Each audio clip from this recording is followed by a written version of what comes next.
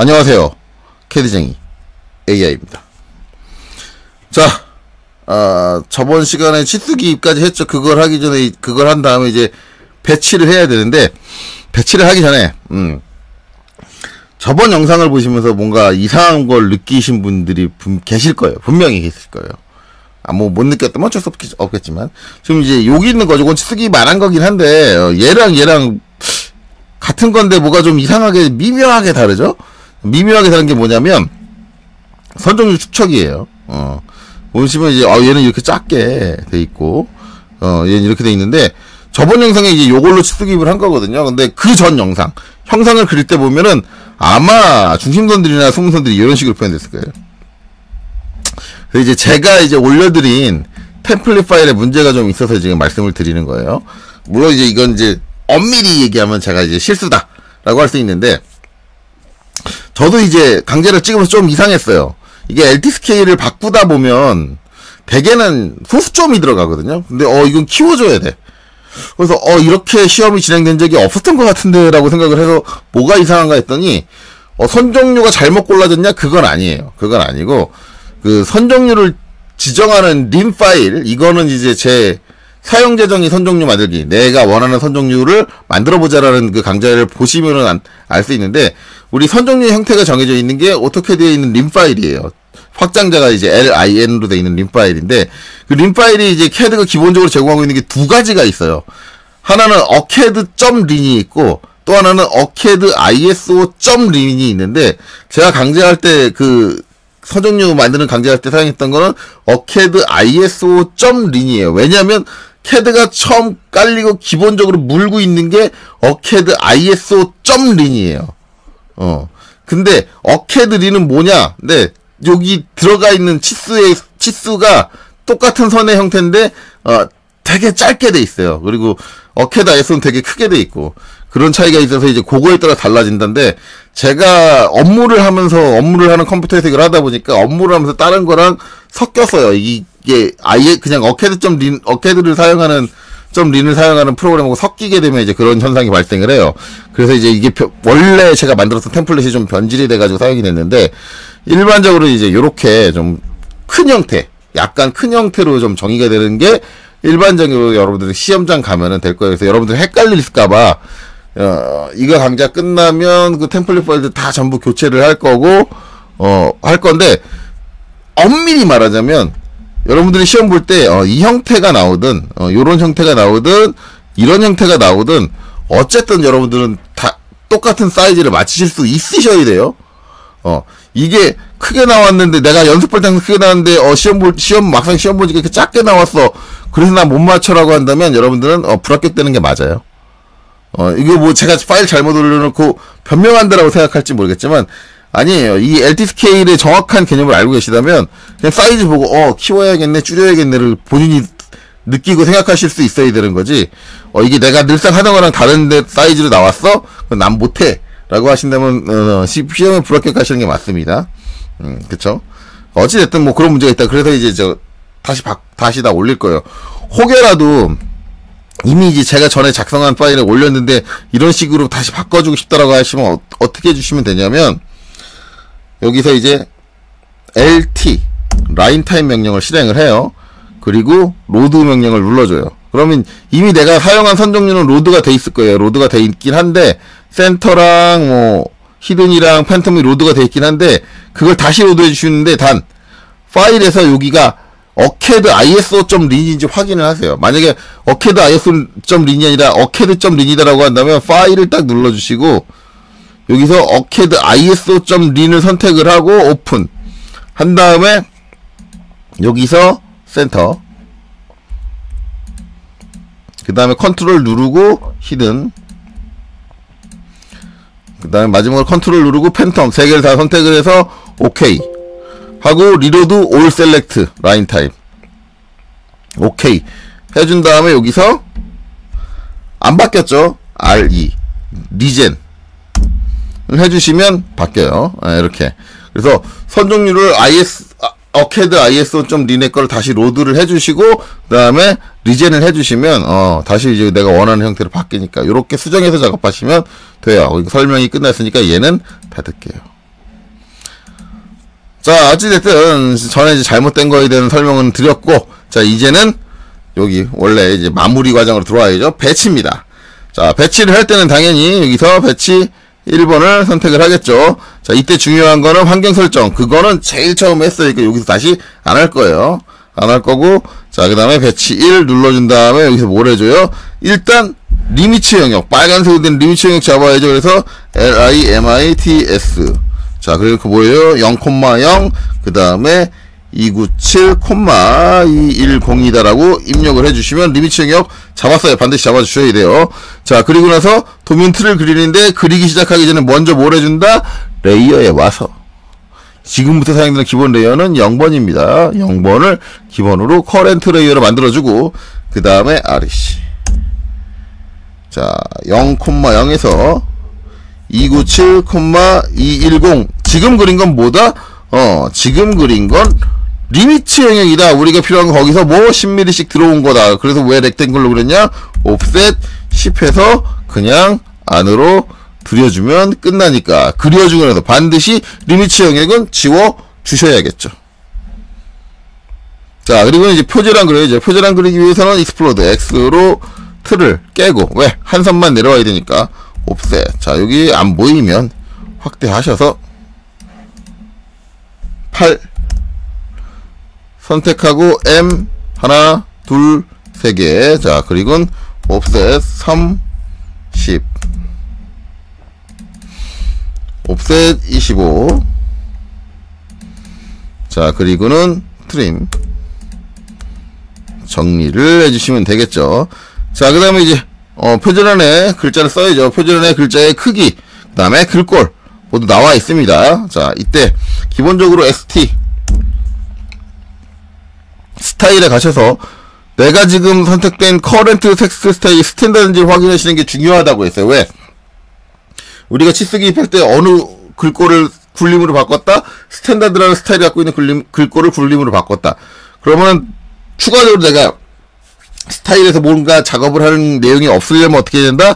우리는 스탠다드를 사용하면 된다. 그래서 커런트 텍스트 스타일이 스탠다드인지 확인을 하시고, 그 다음에 이제 글자를 작성을 하는데, 글자를 작성하는 건 두 가지가 있죠. DT 또는 MT예요. DT 또는 MT인데 본인이 원하는 걸 사용하면 돼요. 저는 DT를 쓸 거예요. 선생님, 저는 MT판데 MT로 하는 걸 보여주세요. 전해 강좌로 돌아가세요.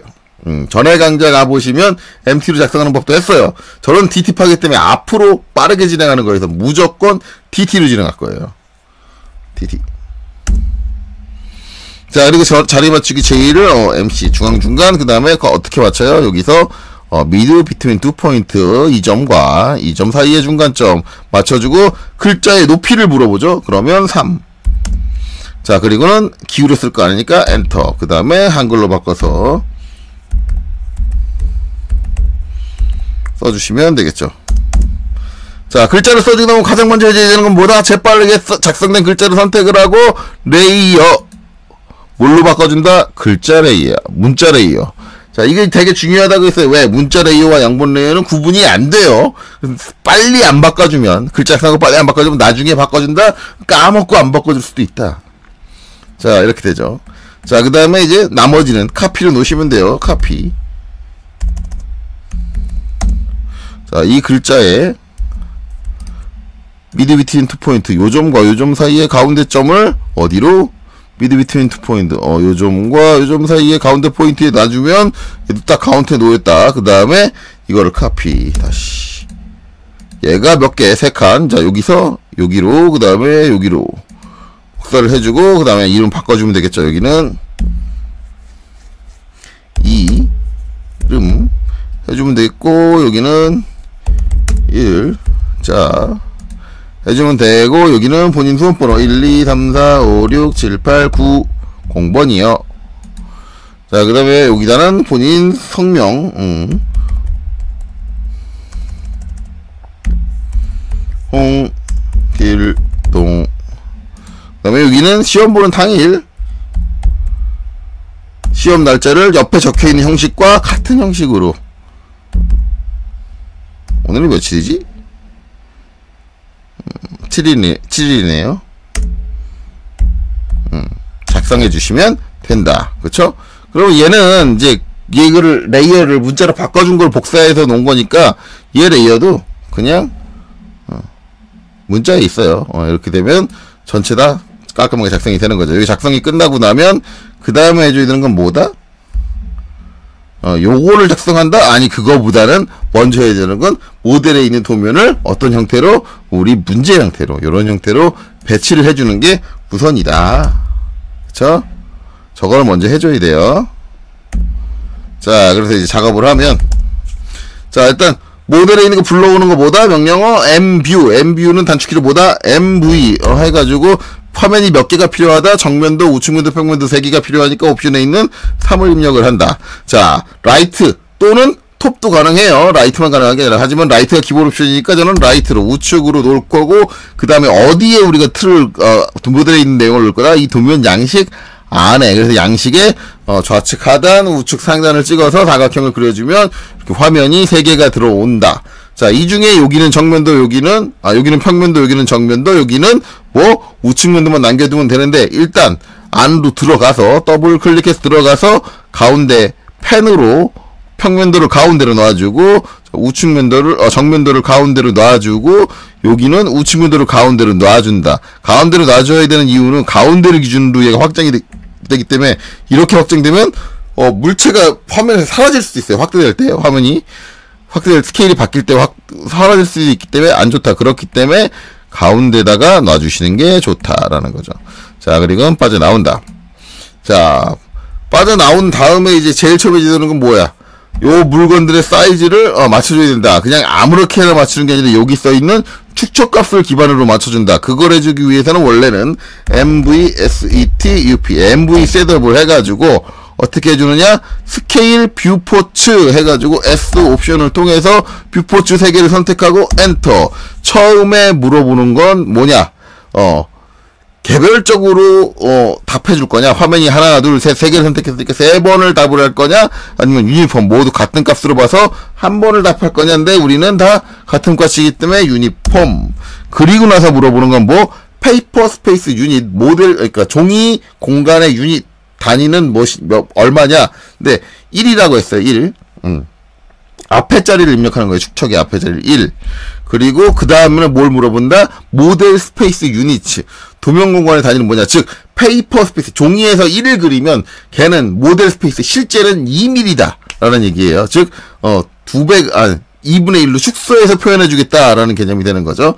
2가 입력이 된다. 그러면 사이즈를 맞춰준다. 그런데 이거를 좀 더 빨리 해주고 싶으면 어떻게 해주면 된다? 뷰포트 3개를 선택하고 밑에 나와 있는 토글 중에, 자, 여기 스케일 더 셀렉티드 뷰포트, 선택된 뷰포트의 스케일을 보여주는 창에 뒤에 화살표를 눌러주시면, 뒤에 화살표를 눌러주시면 미리 준비되어 있는 스케일이 있는데 이 중에 원하는 스케일이 있으면 이렇게 선택을 해주시면 4개의 뷰포트의 스케일을 좀 더 MVSED라는 명령을 사용하지 않고 빠르게 전환할 수 있다가 됩니다. 그쵸. 자, 이렇게 스케일 바꿨어요. 스케일 바꿔주고 나면 이제 위치를 맞춰야 되는데, 위치를 맞출 때는 정면이 기준. 그래서 정면을 더블 클릭해서 들어가고, 자, 여기서 여기 떨어진 정도 맞춰줘야지. 그러면 이제 이렇게 해서 맞춰줘야지. 자, 요 정도. 그리고 여기서 여기 떨어진 정도도 얼추 비슷하게, 요 정도로 맞춰줘야지. 그래서 얘가 기준. 얘를 기준으로 얘는 위아래로 떨어진 정도만 맞춰주면 돼요. 그래서 요거 보시고, 요 사이에 있는 갭, 요 갭. 그것만 비슷하게 한 요 정도 맞춰주면 되고, 그 다음에 얘는 뭐냐? 얘는 요 갭. 요 갭인데 요거는 얼추 비슷하게 맞은 것 같아. 그럼 넘어가요. 그래서 빈 곳을 더블 클릭하고 딱 위치를 맞춰놓고 나가면 되죠. 그럼 얘랑은 이제 높이를 맞춰줘야 되고, 얘랑은 좌우를 맞춰줘야 되는데, 그거는 뭘로? MV 셋업 명령으로 처리해야 된다. MV SETUP 해서, 자, 이번에 할 건 뭐다? 얼라인. 자, 정렬이다. 자, 정렬 2가지죠. 얘랑. 정면도와 우측면도는 무슨 정렬? 수평 정렬. 정면도랑 평면도는 무슨 정렬? 수직 정렬이다. 자, 일단 수평 정렬, 호리젠탈 H를 먼저 입력을 하고요. 정면도가 기존에 정면도로 오는데, 이때 뭐야? 높이상에 있는 점들 중에 한 점을 선택하면 되는데, 이게 이제 갖다 댄도 자동으로 오스랩이 안 뜬다. 이거는 제가 분명히 말씀드렸어요. MV셋업 명령의 특징인데, MV셋업 실행하고 얼라인 명령을 들어와서 자동으로 트램 쓰려고 그러면 자동으로 트램이 자동으로 해제가 된다. 근데 이때 F3을 눌러서 키게 되면은 여지껏 내가 자동으로 트램 세팅해서 사용하고 있던 게 싹 다 초기화된다. 그렇기 때문에 어떻게 한다? 그냥 수동으로 불러라. 오스냅을 꼭 자동으로만 써야 되는 건 아니다. 그래서 엔드 포인트에서 상부에 있는 한 점 잡고 그 다음에 여기 와서 얘도 상부에 있는 한 점 엔드 포인트로 똑같은 높이에 있는 한 점을 잡아주면 그 높이를 딱 맞춰주죠. 예, 맞춰줘요. 자, 맞춰주고 그 다음에 얘랑 얘 평면도 좌우죠. 저걸 해주기 위해서 뭐 이번엔 버티칼, 버티칼 V를 입력을 하고 그 다음에 마찬가지 정면으로 와서 엔드 포인트. 자, 이제 요 제일 뒤쪽에 있는 한 점을 딱 잡고 여기서도 어떻게 엔드 포인트 뒤쪽에 한 점 하나 딱 잡았는데 이때 여기를 잡아주는 게 나아요. 여기 이게 점들이 여러 개가 막 이렇게 몰려있는데 여기서 잡다 꼭 저렇게 복잡한 데서 잡으려고 하시는 분들이 계신데 그러다가 엉뚱한 거 선택해가지고 잘 안 맞아요. 그래서 이렇게 딱 선택을 해주면 선택이 제대로 안 됐나요?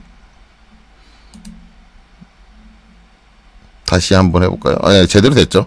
제대로 땅 됐으면 이제 끝났어요.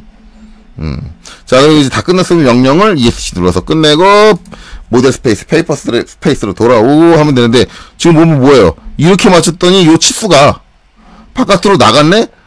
선생님 작성된 게 잘못된 거예요? 아니요. 작성이 잘못된 게 아니라 이런 경우가 실제로 있어요. 얘가 이제 기본적으로 3개를 자동으로 갖다 놓게 되면 등분할이잖아요. 등분할을 하게 되면은 내가 여기 띄울 만큼을 얘랑 비슷한 비율로 띄워주면 이렇게 공간이 애매해질 때가 있어요. 이때는 뭐 해주면 되냐? 스트레치로 이 부분을 잡아서 한쪽으로 이렇게 조금 옮겨주면 되죠. 넓혀주면 돼요. 그러니까 원래 얘 같은 경우는 이제 얘를 기준으로 하면 이 부분이 중간을 넘어서게 되니까 좀 더 좀 길어져야 되는데 그게 안 돼서 그래. 그래서 그때는 뷰포트의 박스 사이즈를 조정해주면 된다. 이거는 이 전 강좌에서 일부러 잘못 배열되게 해놓고도 했었어요. 그러니까 이게 항상 균등 분배가 돼야 되는 게 아니니까 내가 필요한 용도에 맞춰서 저 사이즈를 좀 조정을 해주시면 됩니다. 자, 그럼 이렇게 하면은 스케일 맞췄죠. 그 다음에 정렬도 끝냈죠. 그러면 위치적인 건 딱 끝났어요. 그 다음에는 뷰포트에 요 틀이 보이면 안 되겠죠. 저걸 안 보이게 할 때는 어떻게 한다? 뷰포트는 모두 어디로? 뷰포트 레이어로 가셔야 되고 뷰포트 레이어로 보낸 다음에 어떻게 해주면 돼요? 뷰포트 레이어에 온오프 또는 프리즈를 해주시면 이렇게 선들이 안 보이게 된다라는 거죠.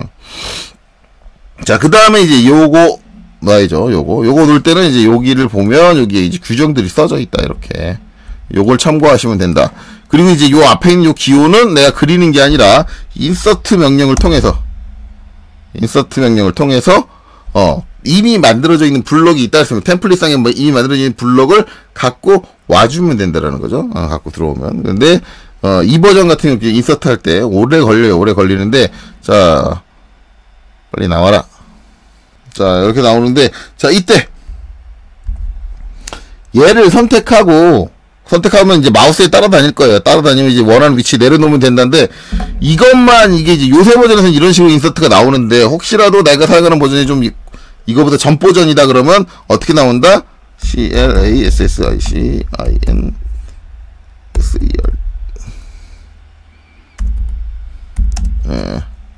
요런 식으로 나온다. 인서트 명령하면 요런 식으로 나올 때 있어요. 이때는 여기서 타이틀을 선택하시면 된다. 그리고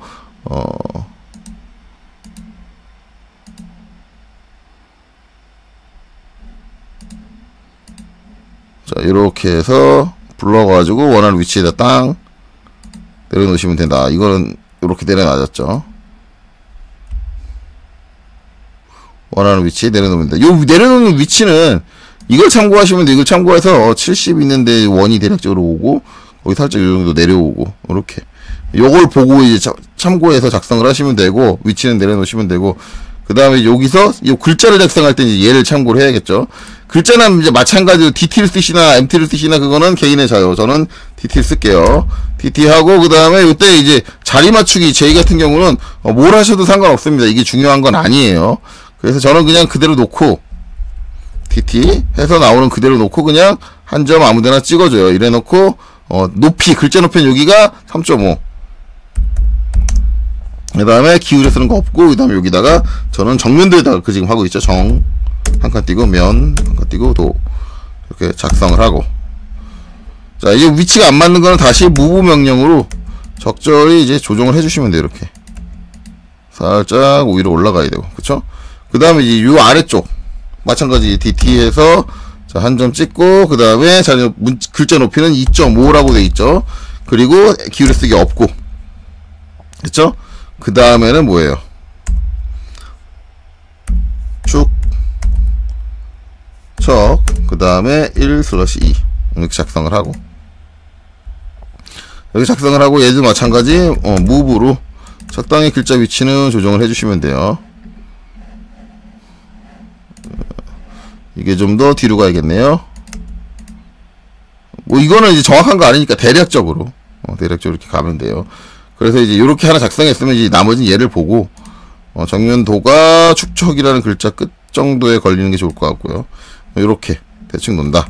그럼 이제 얘를 기반으로 카피 해주는데, 전에 이제 요거 글자 작성했을 때랑 똑같아요. 이 상태에서 바로 카피하면 뭘 실수한다?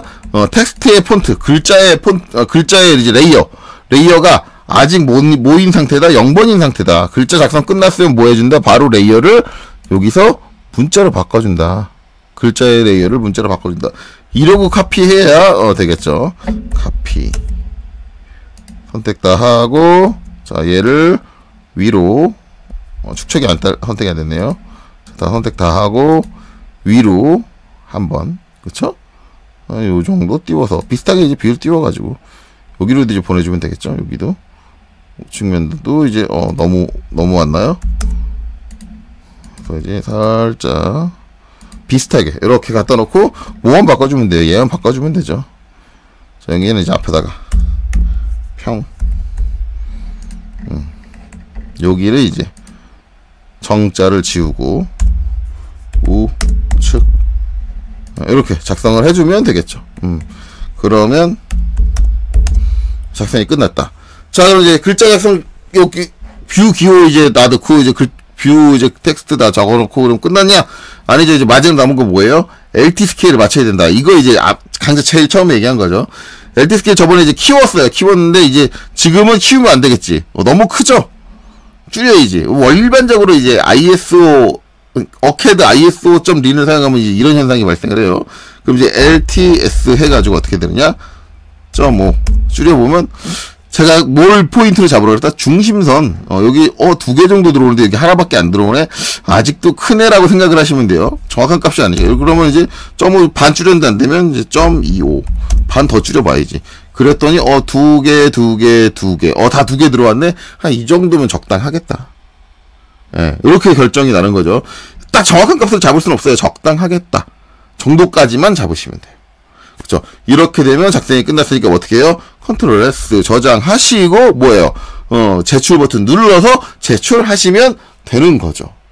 자, 이렇게 해서 자 1월 9일자 기출문제 풀이도 끝났어요. 자, 그럼 요 다음 강좌는 뭐 할 거냐? 다음 강좌인데 지금 이제 시험 문제 상향이 이미 발표가 된 상태죠. 좀 뒷북이긴 하지만 이 시험 문제 상향으로 진행이 되면서 이제 저희 구독자분들 질문 온 것도 있고 해서, 자, 얘네들이 시험 문제 난이도 상향 조정하면서 올린 샘플이 있어요.